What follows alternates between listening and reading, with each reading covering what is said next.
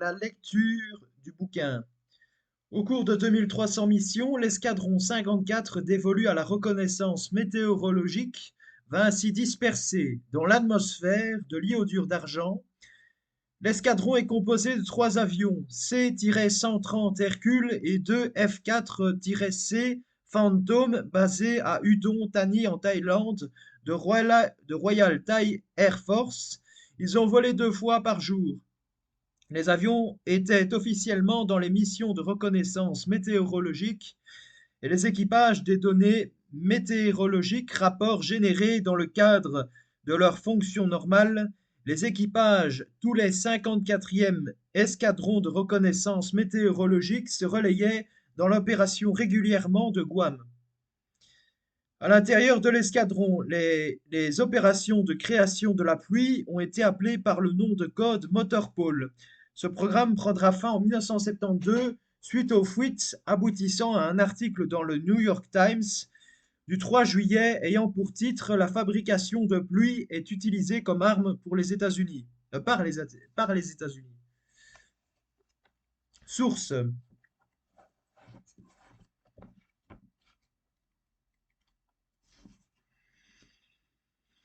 NewYorkTimes.com. Rainmaking is used as weapon by us cloud seeding in Indochina. L'article nous précise, les sources sans fournir de détails ont également déclaré qu'une méthode avait été développée pour traiter les nuages avec un produit chimique qui a finalement produit une pluie acide capable d'entraver le fonctionnement de l'équipement radar nord-vietnamien utilisé pour diriger les émissions sol-air. En plus d'entraver les missiles SAM et de retarder l'infiltration nord-vietnamienne, le programme de production de pluie avait les objectifs suivants. Fournir une couverture de pluie et de nuages pour infiltration des commandos sud-vietnamiens et des équipes de renseignement au nord du Vietnam. Servir de spoiler aux attaques et raids nord-vietnamiens et sud-vietnamiens. Modifier ou adapter les régimes de pluie sur le nord Vietnam et le Laos pour aider les missions de bombardement des États-Unis. Détourner les hommes et le matériel nord-vietnamien des opérations militaires pour maintenir en service les routes boueuses et les lignes de communication.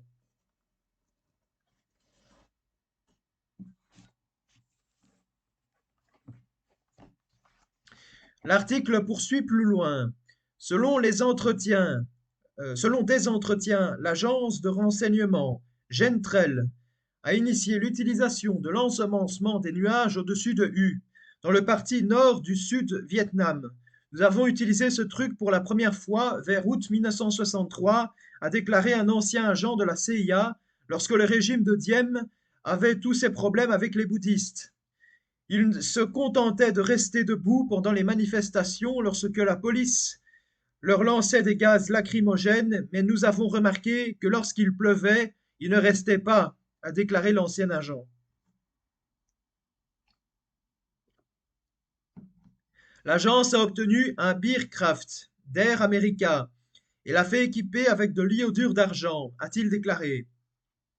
Il y a eu une autre manifestation et nous avons ensemencé la zone, il pleuvait. Un ensemencement de nuages similaire a été effectué par des avions de la CIA à Saigon au moins une fois au cours de l'été 1964, a déclaré l'ancien agent. À la suite de ces révélations, plusieurs membres du Congrès demandent une enquête sur le sujet. C'est le début d'un scandale qui ne tarde pas à pousser la Chambre et le Sénat à prendre des résolutions contre la guerre climatique.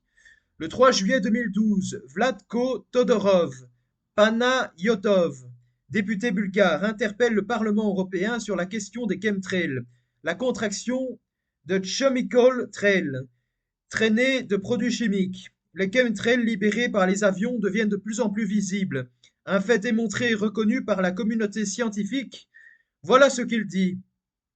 Ils sont le résultat d'expérimentations scientifiques d'une part, ou d'autre part d'interventions à des fins sanitaires, pour la protection de l'agriculture, ou enfin et surtout à des fins de protection du climat, notamment en vue de lutter contre le réchauffement climatique. La Commission a-t-elle réalisé des études sur ces pratiques ou l'un des États membres a-t-il réalisé des études à ce sujet?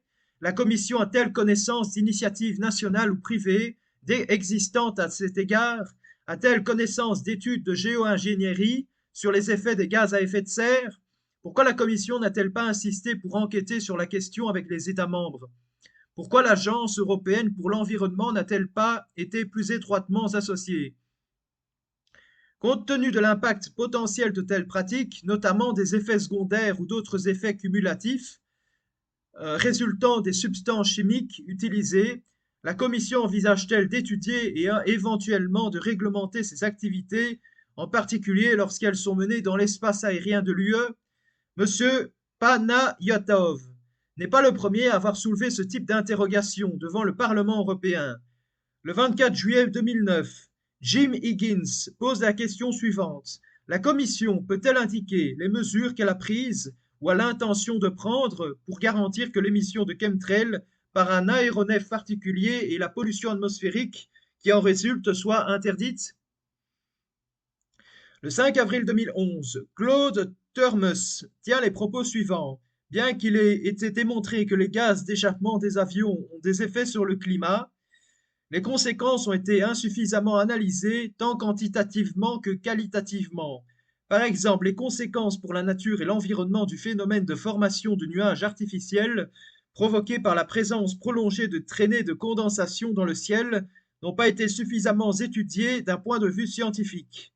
Comment la Commission entend-elle promouvoir la recherche sur les effets concrets des gaz d'échappement des avions sur le climat et l'environnement et quelles ressources financières entend-elle allouer à cette fin? Les observations d'universitaires indépendants ont montré que les substances sont actuellement émises dans l'atmosphère par des avions qui devraient affecter le changement climatique.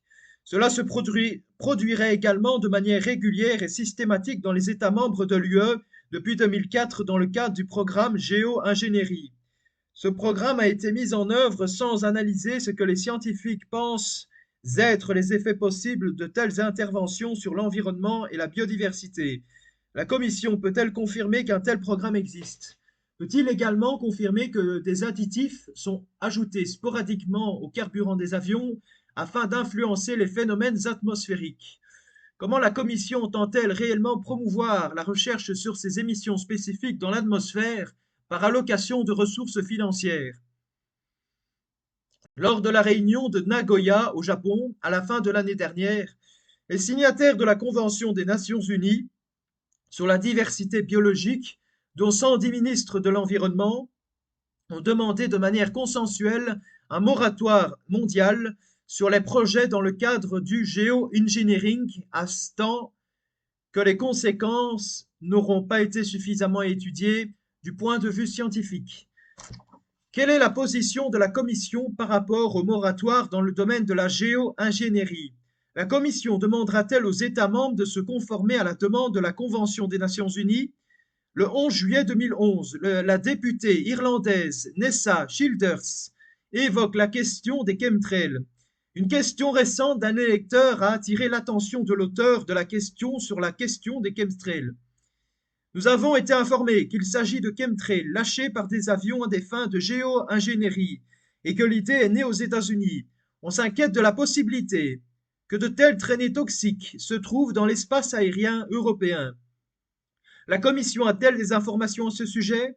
Pensez-vous que cette question mérite une enquête plus approfondie? A-t-elle l'intention de fournir d'autres commentaires? La réponse du Parlement européen. La Commission n'a connaissance d'aucun programme par lequel des substances sont délibérément rejetées dans l'atmosphère par les aéronefs afin d'influencer le climat. Les options de géo-ingénierie pour lutter contre le changement climatique font actuellement l'objet de recherches portant sur les conséquences et les impacts potentiels. Mais il n'existe pas de programme opérationnel visant à changer le climat au niveau européen.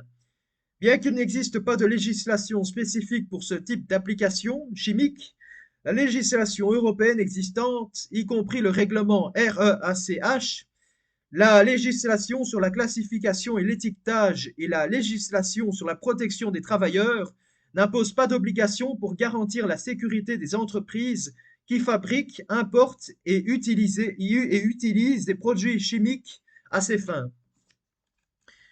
En raison des incertitudes quant à l'efficacité et aux risques associés, y compris les effets secondaires sur la sécurité internationale, les options de géo-ingénierie doivent faire l'objet d'une discussion approfondie dans l'environnement scientifique. La Commission est consciente du débat déjà en cours au sein de la communauté scientifique internationale, portant sur la faisabilité technique, l'impact, les coûts et les enjeux juridiques et éthiques liés à l'utilisation des techniques de géo-ingénierie et les lacunes qui présentent les conséquences actuelles sur le sujet. On nous annonce qu'il n'y a pas de législation pour interdire les pratiques d'épandage de produits chimiques et que les sociétés produisant ces produits chimiques sont libres d'importer et d'utiliser leurs produits à ces fins.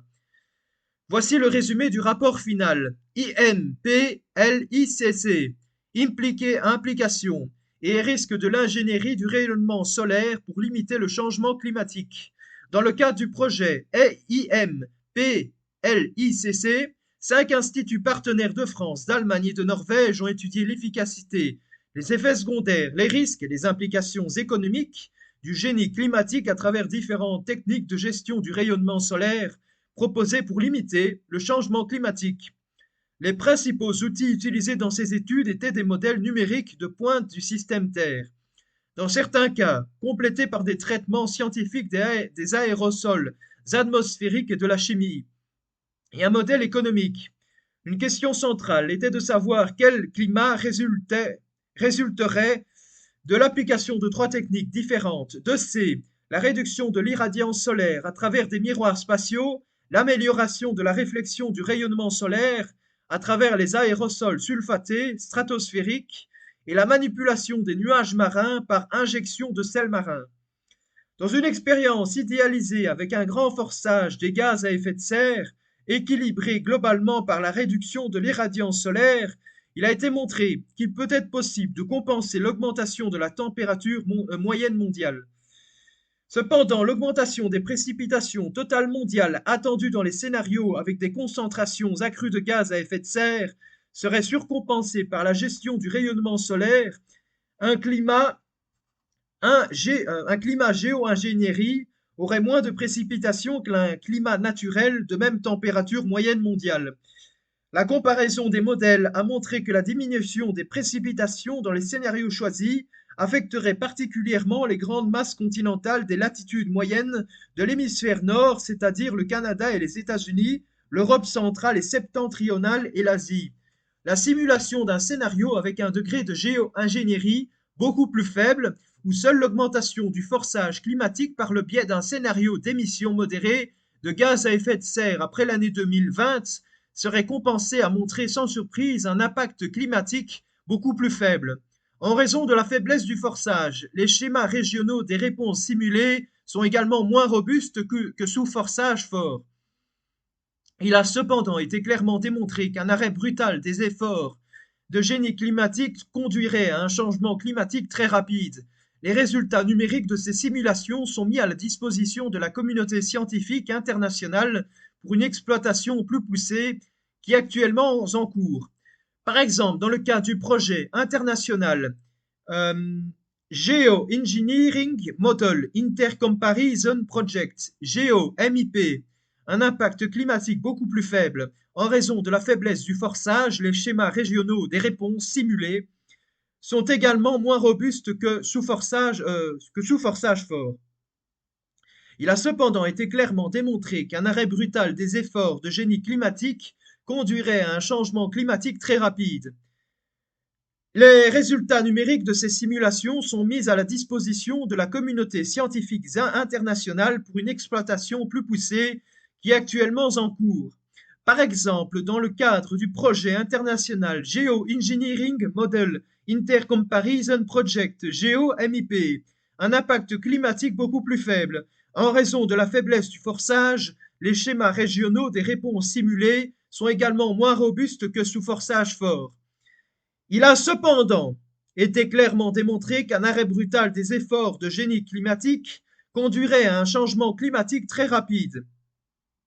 Les résultats numériques de ces simulations sont mis à la disposition de la communauté scientifique internationale pour une exploitation plus poussée, qui est actuellement en cours, par exemple dans le cadre du projet international Geoengineering Model Intercomparison Project, GeoMIP. Voilà, à très bientôt pour une prochaine vidéo.